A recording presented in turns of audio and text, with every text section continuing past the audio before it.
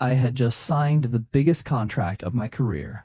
$22 million. 4 sleepless nights in Osaka. Negotiations that left no room to breathe. Handshakes paired with polite, unreadable smiles. When the plane touched down in Denver early that morning, I thought I'd finally get to rest, grab a coffee, and hear my team say my name with pride. I was wrong.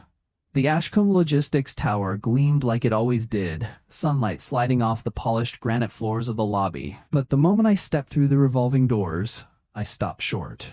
Right there, beneath the company's brushed steel emblem, sat 2 cardboard boxes and a garbage bag. The bag had split slightly at the seam, just enough to show a corner of my framed diploma, my chipped blue mug, and the small, potted orchid my mother had given me the day I made partner track. Its petals had already gone brown, curling in on themselves like they knew. It took me a few seconds to understand what I was looking at. A security guard I didn't recognize stood near the front desk, eyes fixed on his shoes. I was about to ask him something when the elevator chimed open. Diane Kessler stepped out. Same charcoal blazer, same silver bob, pinned back without a hair out of place, heels clicking a rhythm against the stone floor like a metronome counting down to something. "Welcome back, Nora," she said, light as air, like nothing about this was strange. "We should talk." I looked around for a familiar face. Owen from operations crossed the lobby, saw me, and suddenly discovered something urgent on his phone. 2 others slipped into a stairwell rather than share the elevator with whatever was happening to me. "The boxes," I said, keeping my voice level. "Whose are those?" "Yours," Diane said.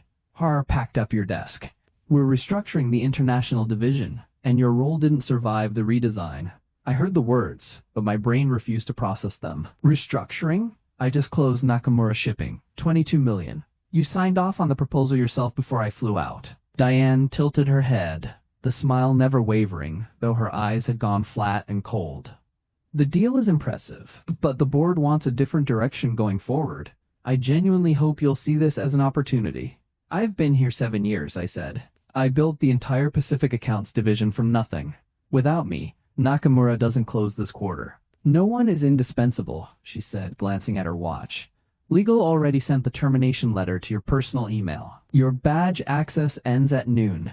Thank you for your service." She turned, trailing a wake of expensive perfume, and walked back into the elevator like she'd already forgotten my name. I stood there gripping my bag strap while familiar faces filtered past, eyes darting between pity and curiosity, nobody brave enough to stop. I crouched down and lifted the orchid out of the bag. Dirt smeared across my sleeve. A stem snapped clean off in my hand, fragile, weightless, like something that had just lost its reason for existing. Outside, the Denver morning hit me sideways, cold and sharp. My reflection stared back at me in the glass doors, wrinkled shirt, hollow eyes from the flight, and behind me, 2 boxes and a bag holding 7 years of my life. I stood on the curb, breath fogging in the cold air, and thought about Diane's voice looping in my skull. No one is indispensable. Maybe she was right. But some people, once erased, don't just disappear quietly. I slid the broken orchid stem into my coat pocket and kept walking. If you've ever had your work thrown out like garbage, tell me where you're watching from in the comments. I want to hear it. And if you love stories where the quiet ones rise, where the truth wins without ever raising its voice, subscribe and stay with me, because from that morning on, both our lives were about to change. When I woke up, gray light was leaking through the blinds, falling across the broken orchid stem I'd propped in a water glass on the windowsill overnight. I didn't remember falling asleep, only the printer clattering somewhere in my head, and 4 words burned into my memory. Cut Vance before Q2. I made coffee. The bitter smell mixed with the dust from the 2 boxes still sitting in the corner of my apartment like silent evidence at a crime scene. 24 hours ago, I'd been standing in a boardroom on the 31st floor in Osaka, listening to Takashi Nakamura say, "I trust you with this, Ms. Vance." Now I'd been thrown out like a stranger. But truth doesn't wait for you to believe it. It just sits there, plain and unashamed. I opened my old backup files and started reading. In the internal quarterly report, the Nakamura contract had quietly vanished from the revenue projections. In the corner of one document, Diane's digital signature gleamed like a blade freshly wiped clean. Nothing about this was an accident. I closed my eyes and pictured every face from the executive floor. Owen, who couldn't hold eye contact. Priya in finance, who'd complained about restructuring rumors 2 months back. And Diane, smile intact, eyes always calculating 3 moves ahead. Cut Vance. Not because I'd failed, because I knew too much. I opened a blank document and titled it, The Ledger. I started writing down every fragment I could remember. Emails between Diane and a company called Ashford Global. The timeline of the Nakamura signing, the missing revenue line. Then one name stopped me cold. Ashford Global. A holding company known for swallowing mid-sized logistics firms and gutting the workforce for margin. I searched the headlines. Ashford was expanding into Pacific Freight, the exact market Ashcombe dominated. It clicked into place. Diane wasn't saving the company. She was preparing to sell it. And my $22 million contract had just made Ashcombe too valuable to sell at a discount. I'd ruined her timeline without even knowing it. A message buzzed in. Priya, a former colleague who'd left Ashcombe last year. Heard what happened? Be careful with Diane. She never lets anyone leave clean. I typed back. Do you know anything about Ashford? 3 dots blinked, then. Don't text. Call me. Her voice on the phone was low, careful. I used to see wire transfers to an offshore account when I was in finance. I asked questions. 2 weeks later I was optimized out. Do you have proof? No, but I know who might. Owen. He worked directly with Ashford's team, and he's scared. Owen, the man who couldn't look at me in the lobby. That night, I sat by the window, poured a little water into the orchid soil, and watched the dry leaves catch the last of the streetlight. Diane could erase my badge, my email, my name from a company directory. She couldn't erase what I remembered. I opened the ledger again and typed, Day 2. Begin. Begin. The next morning was gray and low over Denver. I was still at my desk, the ledger glowing on the screen, the last line from the night before still sitting there like a dare. To understand Diane, I had to stop being her victim. I had to see myself the way she did, a variable to calculate, then remove. I searched her name. Diane R. Kessler, CEO, Ashcombe Logistics, Denver. Dozens of photos came up.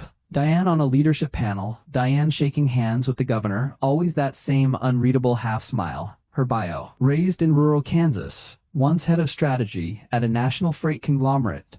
Pushed out after a hostile buyout, then built Ashcombe from a 2-desk office above a print shop. She'd personally recruited me 7 years ago. I spent a decade standing outside rooms like this just to get a seat, she told me once. I won't let that happen to you. I'd believed her. Looking back, maybe she never wanted me shut out. She just needed to be the only one who mattered in the room. I found an old conference clip. 3 years ago, Diane had said on stage, Leadership isn't about holding power. It's knowing exactly when to cut the dead weight so the rest of the tree survives. In her story, I was the dead weight. My phone rang. Unknown number. Nora, it's Owen. His voice was rough, uneven. I shouldn't be calling. Diane's meeting with Ashford this morning. It's not just a merger. They're discussing selling the client data outright. I heard your name come up. My name? She said if you cause problems, there are ways to handle it. You don't know her the way I do. She has a plan for everything. The line went dead before I could answer. I sat there with the phone still in my hand. She has a plan for everything. I turned on my voice recorder. Owen confirms Ashford and client data. This isn't a woman anymore, it's a machine. Cross town, in her glass office on the top floor, Diane sat across from a man from Ashford, a folder stamped with their logo between them. Make sure Nakamura doesn't get cold feet, he said. If Vance reaches out to him. She won't, Diane said evenly. Nora still believes in doing things the right way. She'll be angry for a while, then she'll move on, like the others. And if she doesn't, we'll handle it another way. When he left, she sat alone with an old photo from the desk drawer, her, younger, surrounded by a small team in front of the building on its opening day. Me, smiling, somewhere in that photo too. She looked at it a long moment, then put it away. It wasn't pure cruelty driving her. Somewhere under the steel was an old fear, the kind that builds a wall so thick nothing can get back in, including kindness. 3 days later, an anonymous message hit her phone. The old debt isn't settled, Diane. She deleted it fast, hand trembling slightly. Meanwhile, I met the lawyer Priya recommended, Marcus Whitfield, a quiet man with an office on the second floor of an old building downtown, smelling of paper and burnt coffee. You never signed a new non-compete after termination? He asked. Just an email notice. Then there's nothing to enforce if your termination lacked real cause. Do you have proof of motive? I slid the ledger across his desk. He read for a long time. This could change everything. If Ashcombe sues, we countersue. But I doubt Diane risks a courtroom. She'll go quieter. Reputation first. I'm ready, I said. That night, I posted on LinkedIn. Short, careful. When women get pushed out of the room, they have two choices. Stand outside quietly, or build their own table. I chose mine. No names. But everyone who needed to understand, understood. By morning, it had thousands of shares. And somewhere in that flood of comments, I knew Diane was reading every word in silence.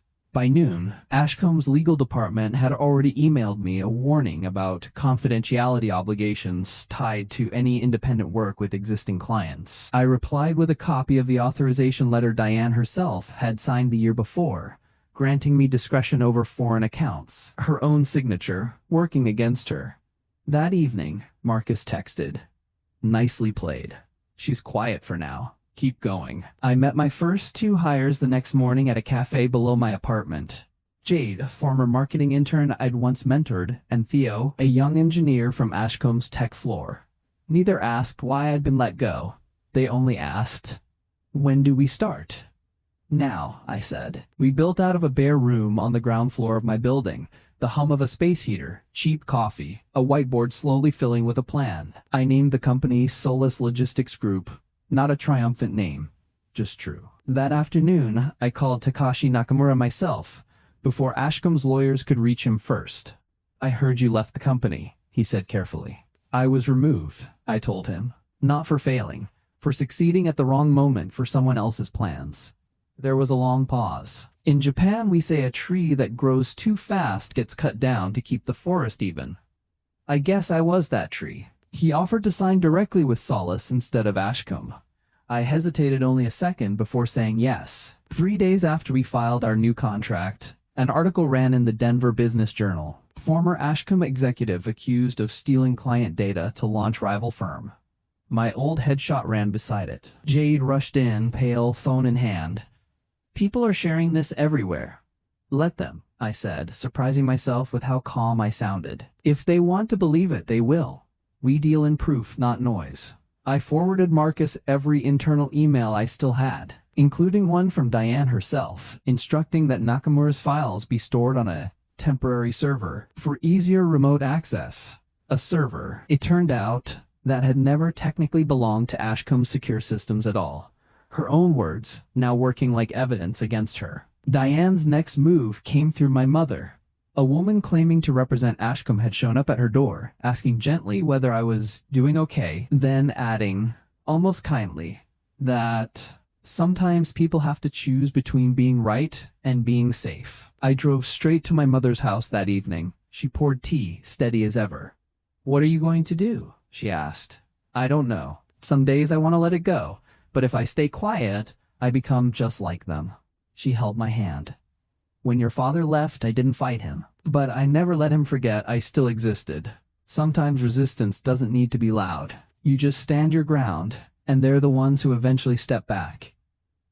That night, an unknown number texted me. "Stop digging, Nora. Some things you don't want to find." I saved it in a folder labeled Threats and kept typing anyway. 3 weeks later, Solus had 2 small contracts of our own, and the first payment from Nakamura Freight had cleared $1.6 million for the pilot phase. Then Marcus called, voice unusually tight. "Ashcombe's filing an IP theft suit. They're claiming your data platform was copied from their systems." I almost laughed. She's going after the one thing she can't actually take from me. Theo and I stayed up 2 nights straight, restoring every original commit, locking every timestamp, mirroring our entire build history across 3 independent servers. By morning our eyes were burning, but we had an unbroken record proving Solus had been built from nothing. The lawsuit went public anyway. My name split the internet into 2 camps. Traitor, or the woman who refused to bow. Then Faye, Ashcombe's head of communications, reached out quietly. "Be careful. Some board members are starting to doubt Diane. Don't move yet." A week later, she called again, voice fast and low. "Tomorrow they're releasing proof. An old internal build they're dressing up with altered timestamps to make it look like you copied it." "We build tonight then," I told Theo and Jade. "Before they release anything, we publish everything ourselves. Every log, every original file, every date. By 10 p.m., the story was live. The truth behind the Ashcombe Solace lawsuit. Every timestamp, every source file laid bare. Their fabricated proof never made it to print. Faye's last text came the following afternoon. She's lost the board. Be ready. It's turning. The morning of the board's emergency session, I parked across the street from the Ashcombe Tower, unnoticed, and watched. Diane walked in, posture perfect, chin high. An hour later, the board filed out grim-faced. She came last, shoulders no longer quite so straight, briefcase gripped too tightly. Marcus called before I'd even started the car. They've suspended her. Not permanent yet, but it's over.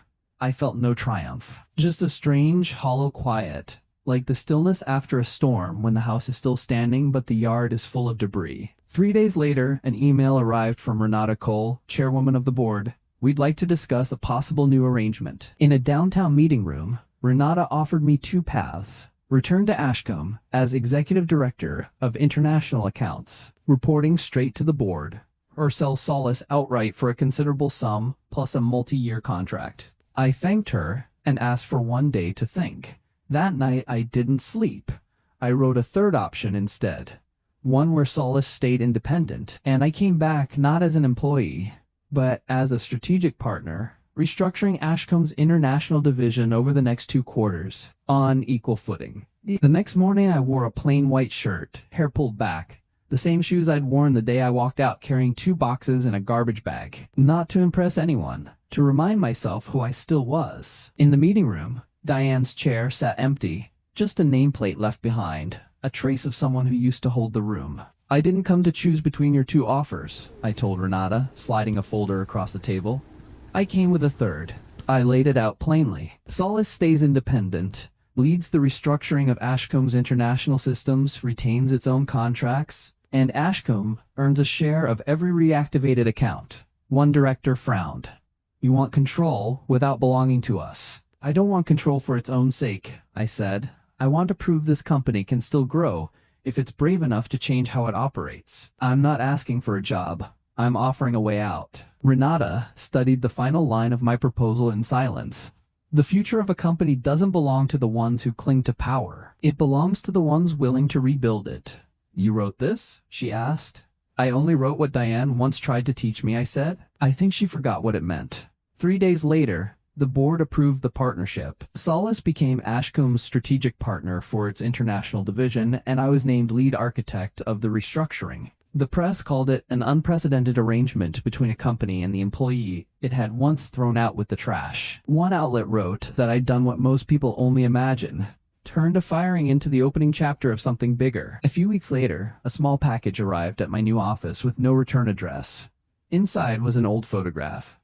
Diane and me, at the signing of my very first contract years ago, both of us younger, both of us smiling like nothing had happened yet. On the back, in her handwriting, don't let bitterness dim your light.